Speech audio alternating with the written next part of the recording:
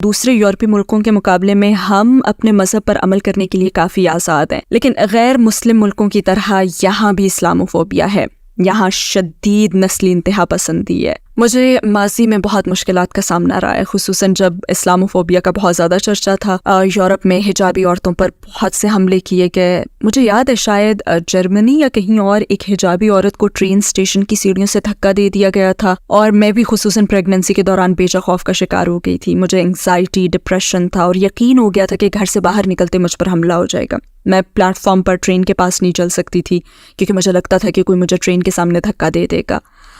اس وقت تک میں نے کبھی اسلاموفوبیا کا سامنا نہیں کیا تھا، چونکہ میں سفید فام تھی، لہٰذا لوگ زیادہ تر مجھے یوں دیکھتے جیسے میں غدار ہوں، جیسے کہہ رہے ہوں او تم نے مسلمان ہو کر ہمارے ملک سے بے وفائی کی ہے، جس کا مجھے کوئی غم نہیں تھا اور میں لوگوں کا نوٹس بھی نہیں لیتی تھی۔ میں تو سڑک پر چلتے ہوئے کوشش کرتی تھی کہ کسی کو دیکھوں ہی نہ، کیونکہ میں مزید سٹریس نہیں لینا چاہتی تھی۔ ہاں لیکن میرے سیاہ فام دوست، میرے ایشین دوست، میرے عرب دوست، افریقی دوست مجھ سے کہیں زیادہ نسل پرستی اور اسلاموفوبیا کا شکار تھے۔ ایک مرتبہ تو میں نے اپنے یوٹیوب چینل پر یہ بات بھی کی تھی۔ اس وقت میں نے نقاب پہننا شروع نہیں کیا تھا، میں اس منافقت پر ایک ویڈیو بنا رہی تھی کہ ماسک نہ پہننا غیر قانونی ہے، مگر نقاب پہن لینا بھی غیر قانونی ہے، جو کہ دراصل ماسک ہی کی طرح ہے۔ خیر، نقاب کرنے سے پہلے میں بلیک ابایا پہنتی تھی، تو مجھے سینٹرل لندن کے بیچوں بیچ ایک بہت ہی مصروف اور شرفا کے علاقے میں ایک غیر سفید فام شخص نے دہشت گرد کہہ کر پکارا، جو کہ میرے لیے بہت شاکنگ تھا۔ اسے یقیناً اپنی زندگی میں تعصب اور نسل پرستی کا سامنا ہوا ہوگا۔ اتنی جہالت سے مجھے یہ کہنا بہت ہی زیادہ حوصلہ شکن بات تھی، لیکن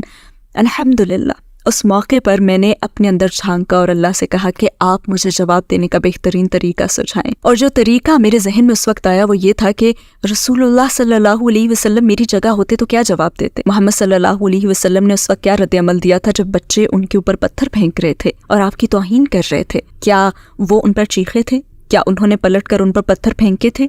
نہیں نا، وہ مجھ پر چیخا، اس نے مجھے دہشت گرد کہہ کر پکارا، اور میں نے زور سے کہا امن اور محبت برادر، امن اور محبت۔ بہت سے لوگوں کے لیے ویسٹ میں رہنا مشکل ہوتا ہے۔ اگر آپ حجاب پہنے تو آپ ان سے مختلف ہیں، اگر آپ نقاب پہن لیں تو اور مختلف ہو جاتی ہیں، جیسے اب میں پہن رہی ہوں۔ تو کسی مسلمان ملک میں رہنے اور یہاں رہنے میں بہت زیادہ فرق ہے۔ یہاں آپ کو آذان کی آواز سنائی نہیں دیتی، آپ کو اسلام کا جذبہ نظر نہیں آتا، یہاں رہنا آسان نہیں ہے۔ مجھے مسلمان ملکوں میں رہنا پسند تھا، اور میں اپنی اسلامی زندگی کے شروع کے پورے 4 سال مسلمان ملکوں میں ہی رہی ہوں۔ تو جب میں ویسٹ آئی اور آخرکار ایک غیر مسلم ملک میں رہنا شروع کیا تو یہ ایک بہت مختلف تجربہ تھا۔